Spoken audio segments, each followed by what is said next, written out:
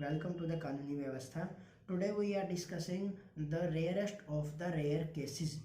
जो students law कर रहे हैं, जो बहुत से ऐसे स्टूडेंट्स हैं जिनको नहीं पता होता कि rarest of the rare cases कौन सी श्रेणी में आते हैं, उनका नेचर क्या होता है, या कौन से ऐसे केस हैं जिनको हम ये बोल सकते हैं कि it should be in the rarest of the rare doctrine.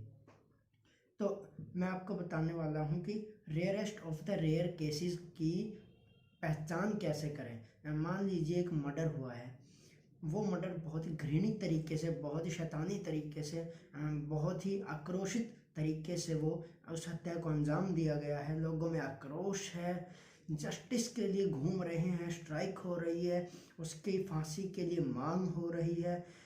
इस ऐसे मामलों के अंदर जो मर्डर हुआ है उसका नेचर देखा जाएगा, वो किस प्रकार हुआ है, कितना घृणित है, कितने मतलब कि अभद्र तरीके से किया गया है वो मर्डर। ऐसे ही मैं आपको एक केस के बारे में आज बताने वाला हूँ।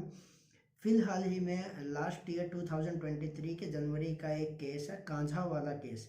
कांझा वाले में क्या हुआ था, एक 20 साल की लड़की थी जिसको कुछ युवकों ने, 4 से 5 युवक थे गाड़ी में, उसको 12 किलोमीटर तक घसीटा गया था। जैसे ही उसका MLR किया गया, पोस्टमार्टम किया गया, डॉक्टरों से ये हमें यह पता चला कि उस लड़की के शरीर पर एक भी कपड़ा नहीं था जिस टाइम उसका मर्डर हुआ था।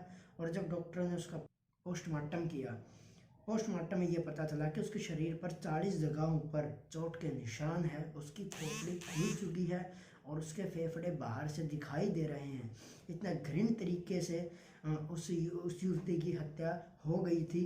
लेकिन पुलिस ने जब मामला दर्ज किया, वो इन धाराओं के तहत किया था, IPC सेक्शन 279, 304, 304A और सेक्शन 34 के तहत उस केस मामला दर्ज कर दिया गया था, जो कि कल्पेबल होमिसाइड के धाराओं के अतिरिक्त है।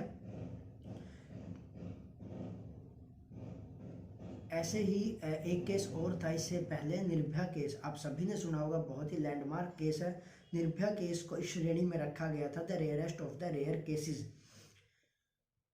मैं आपसे एक और केस डिस्कस करने वाला हूं जिस बिहाफ पे सुप्रीम कोर्ट ने rarest of the rare cases का दर्जा दिया गया था। उसका नाम है द बच्चन्स केस। हम उसके बारे में हमारी नेक्स्ट वीडियो में डिस्कस करेंगे इलेबोरेशन के साथ। बहुत ही इंपॉर्टेंट केस है, जुरिसडिक्शन का बहुत ही मेजर केस है, बहुत ही कंपटीशन के एग्जाम्स में भी वो केस आ सकता है, या आता भी था, आता भी, आगे भी आएगा वो केस। हम डिस्कस करेंगे कि ऐसे ही एक और केस है जिसको हम डिस्कस करेंगे, जिसका नाम है द बच्चन केस। 1980 का केस है और ये केस बहुत ही इम्पोर्टेंट, बहुत ही महत्वपूर्ण केस है। ये कंपटीशन के एग्जाम्स में भी आता है और आगे भी आने की बहुत संभावना है, क्योंकि यही वो केस है जिसके बिहाफ पे सुप्रीम कोर्ट ने rarest of the rare cases का दर्जा दिया था केस को। और जो ये केस है द बच्चन्स केस, 5 जजेस बेंच थी, जिसके अंदर जो सुप्रीम जज थे, जो हमारे चीफ जस्टिस थे, उन्होंने ये फैसला सुनाया गया था। 5 जजेस बेंच थी जिसके अंदर CJI ने ये फैसला सुनाया था। उस टाइम हमारे CJI थे जस्टिस PN भागवती। हम इस केस को बहुत ही डीपली तरीके से हमारी वीडियो में डिस्कस करेंगे। वीडियो देखने के लिए हमारे चैनल